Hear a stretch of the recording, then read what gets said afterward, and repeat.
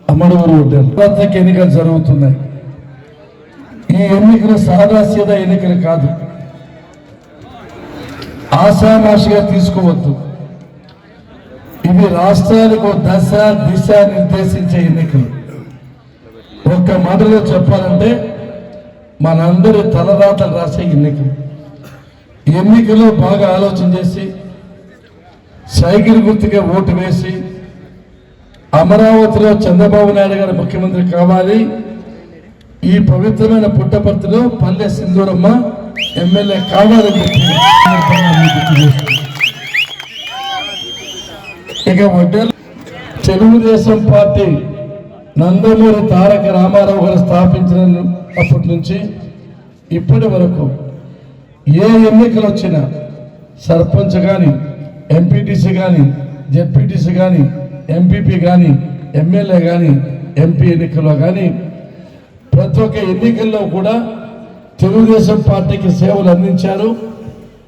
ఈ గెలిచిన అభ్యర్థుల భాగస్వామ్యంలో మీరు ఉన్నారని చెప్పి ఈ సందర్భంగా మీరు గుర్తు చేస్తున్నారు.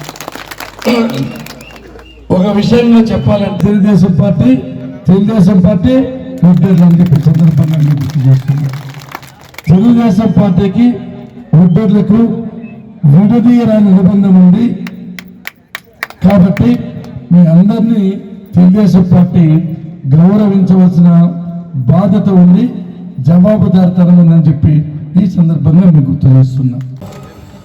ఓటర్లకు ఎంతో మందికి విద్యాదానం చేసినటువంటి మహానుభావుడు, మన నియోజకవర్గ ఇన్ఛార్జు, 7 సార్లు శాసనసభ్యునిగా పోటీ చేసినటువంటి మాజీ మంత్రివర్యులు శ్రీ పల్లె రఘునాథ్ రెడ్డి గారికి ప్రత్యేక ధన్యవాదాలు తెలియజేసుకుంటున్నాం. దానికి చేసినటువంటి పుట్టపర్తి నియోజకవర్గ పరిశీలకులు మూర్తి గారికి, వేదికను అలంకరించినటువంటి ఒడ్డెర కుల బాంధవులందరికీ, పాత్రికేయులకు, పుట్టపర్తి నియోజకవర్గం నుంచి వివిధ గ్రామాల నుండి విచ్చేసినటువంటి ఒడ్డెర కుల బాంధవులందరికీ పేరు పేరున నమస్కారాలు, ధన్యవాదాలు తెలియజేసుకుంటున్నాను. సోదరులారా, అక్కలారా, అన్నలారా, బంధువులారా, అందరికీ పేరు పేరున నమస్కారాలు. ఒక్క విషయం ఆలోచన చేయాలి.